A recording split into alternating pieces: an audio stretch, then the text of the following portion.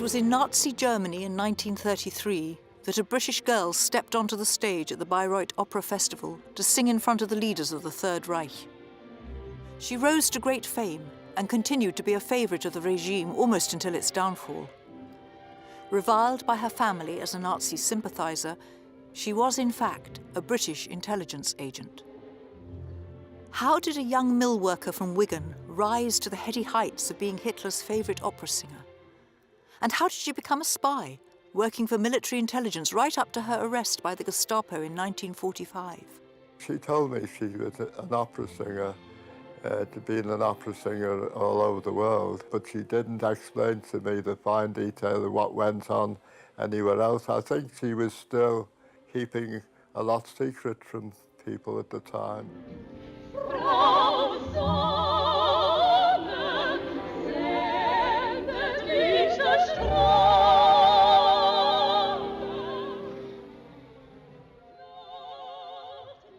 Margery Booth was born in Wigan in 1905.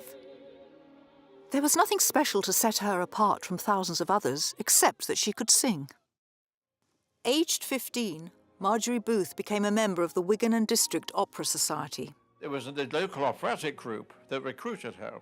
I think she borrowed like 2 pence from her mother, once for a penny return fare, and I think a penny for a bun and a cup of tea when she got there. She was just a mill girl, a little mill girl, and she was pushed right to the very, very back. Oh dear, little girl from the mills. Okay, put her over there. Here's a piece of music. Can you sing it? And as soon as she started singing it, they said, "We have got a forthcoming star here." And she was straight away brought to the front chorus, and then she never looked back from then onwards. Her talent won her a place at the Guildhall School of Music in London, where she went to study in 1923. In 1924, she won the Mercer's Scholarship Prize and visited New York, where she impressed a group of German professors. They invited her to visit Switzerland, where she won the coveted Lisa Lehmann Prize, and then to join the Berlin Opera. She won both the Mercer's and the Lisa Lehmann Prizes again in consecutive years. It was during her time at the Guildhall School of Music that she met a young German doctor studying English in London. She eventually married Dr. Egon Strom in August 1936. Margery achieved her first major breakthrough in 1928, when she was selected to sing a solo part in Tosca. From then on, she featured regularly in the famous Bayreuth Wagner Festival. She was eventually recruited by the Berlin Opera House, and that was her career took off. The little mill girl became a great, great opera star. By 1933, her reputation and fame was growing, and she found herself performing in front of Germany's new Chancellor, Adolf Hitler, and his colleagues. Hitler was enamored of her. I think he was entranced by her. He came across when she was singing. First of all, his favorite opera was Die Herz, which was translated literally as the heart. And he came round to her dressing room, which is unusual for Hitler, showing a completely different face to Hitler. He came around with 200 red roses wrapped in a swastika flag and presented them to her personally. From that point onwards, she was then given an ex-directory number to contact him at any time, and she was also could get in contact with Hitler. Hitler invited her to dine with himself and the ex-Crown Prince and Princess of Prussia. So I went and met Herr Hitler there. They were all very charming, and the ex-Crown Prince and Princess have promised to promote a concert at Potsdam at which I will sing. The ex-Crown Princess was very charming to me and introduced me to her friends as her baby. In 1935, now an established opera star, Margery returned to sing in England with concerts at the Queen's Hall, Wigan, at the Royal Albert Hall as part of the Proms, and then a season at the Royal Opera House in Covent Garden, where she opened with Wagner's Die Meistersinger. She also sang at the Christie Cancer Hospital, the place where her mother had died some 4 years earlier. She and Egon had planned a wedding in Southport in August of 1936. But due to intense newspaper interest which threatened to interfere with their day, they were forced to cancel their plans and married in secret. They returned to Germany, and by the time war broke out, Margery was entrenched in German society, both on the opera stage and in the nightclubs of Berlin. She continued to sing right through the war, much to her family's disgust. Her stepfather, William Fairhurst. I won't listen to her, even if she does sing. I am so disgusted I shall never see her again. I have no desire to see her. So far as we know, he never did. However, neither he nor anyone else knew that Margery carried a great secret. British military intelligence covertly approached her to uncover her political sympathies. She is reported as stating, "I am as British as a stick of Blackpool rock," and so she agreed to become a spy. This was a secret she kept even after the war had ended and she had given evidence at various war trials. By 1943, the German High Command had built a prison camp on the edge of Berlin, known as the Holiday Camp, where they were believed to be collecting together a group of British fascist collaborators. Invited to sing for the prisoners, it was here that Margery met and began to work with John Brown, a rather more famous spy. John was sent to Germany to be captured. He was being trained so that he would be able to catch traitors. He ended up in Berlin later on in what the Germans called the holiday camp. John got permission as he got more and more trusted, and he gained freedom of Berlin, and he was allowed to go wherever he liked, so long as he came back at night. And he went to nightclubs, and this is where he met Margery Booth. It was in the Berlin nightclubs that John and Margery would meet to swap information, sending it back to London via their networks. John's particular trick was to pretend he was drunk and be overly amorous with her. Once they did it in front of Hitler in the Stalag camp. He came there and she was performing. They embraced for a long time and John just popped it down Margery's front and without anyone seeing. Margery carried John's information out of the camp in her underwear, and such publicity as Margery's story achieved after the war nearly always referred to her as the knicker spy.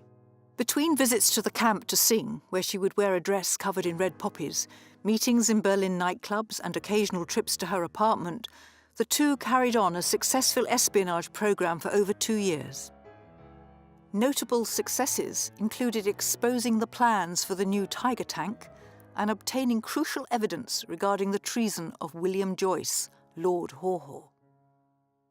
The Tiger tank was the big one because he bribed the guard to get in there, and he gave these secrets to Margery, and it was bombed not long after. Absolutely wrecked. As the war dragged towards its end, John Brown was exposed as a spy and was briefly arrested but managed to get back to England.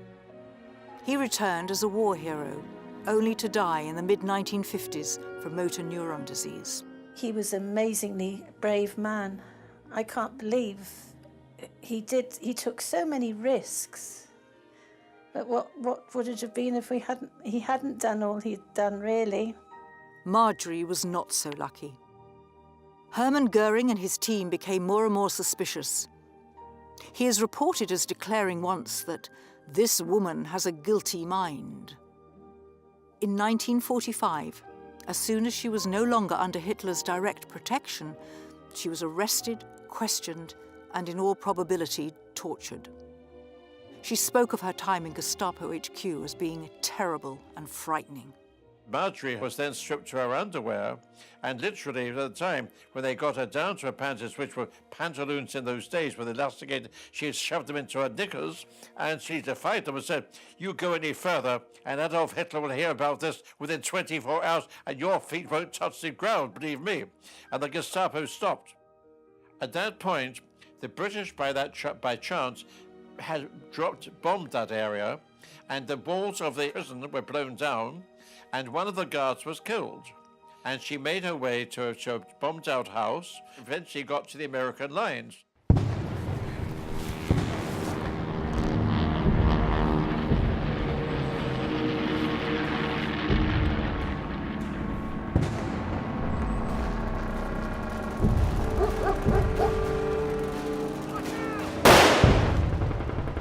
She hid behind brickwork and kept calling to them and saying, "I am British."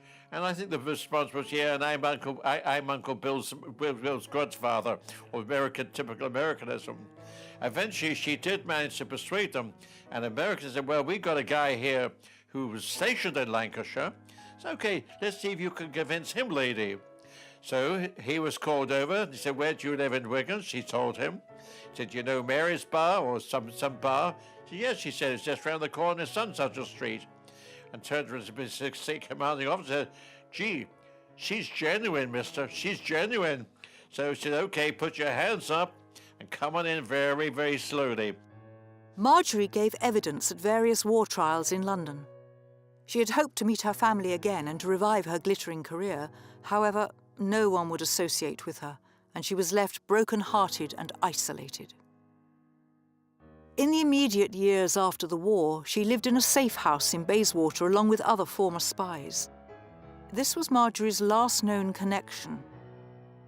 John Woodford was a cousin of the house's owner, and he came to stay in August 1950. I was introduced by Elsie to Margery Booth. She said, "This is my friend," and she was a spy during the war. I didn't know anything about her other than the fact that she was introduced as an opera singer by Cousin Elsie. She took me around London in her little car and said, "I'll show you Buckingham Palace and the West End of London, Hyde Park." But in those days, with it just being after the war, there was still a blackout system, and they didn't have all the neon lights and everything in London like they used to have. It was on this short tour of London that John would find out more about Margery than anyone else ever had, and through him, we are able to catch a glimpse of the real heroine. As we passed Buckingham Palace, she was driving, and she actually stopped. In those days, you must have been able to stop outside Buckingham Palace. I don't know whether you can now. But she said, "John, I want to tell you something that I've never told anybody else, ever." And I said, "What's that?" And she said, "The people in there are the most wonderful people in the world, the King and Queen of England. England is the most marvellous place, and I'm absolutely dedicated. I've dedicated my whole life to this country." She didn't say that to keep it secret. She just said, "I've never told anybody else, but you're the one I'm telling now." Shortly after this encounter, Margery was offered the chance to go to America, possibly to restart her career, and she took a ship to New York from Liverpool. She would never return. Margery became ill and was diagnosed with throat cancer.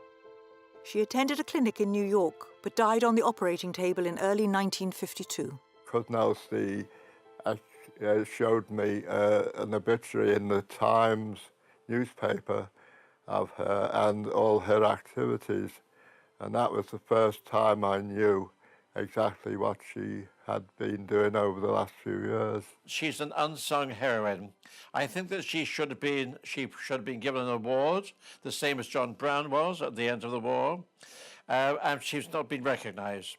And I feel this is very, very, very much a misadjustment of justice to her. She was, at the end of the day, an honest-to-God, bona fide spy. And how are you going to get close to Hitler unless you're friends with him? Certain things were kept secret, that she did a hell of a lot for her country, and that we should be very proud of her. She should get one of the highest awards that this country could bestow on her. Margery Booth largely disappeared from history, and her bravery has never been recognised. She was truly a forgotten poppy, one of many, no doubt, but we believe this particular lady's story deserves to be told.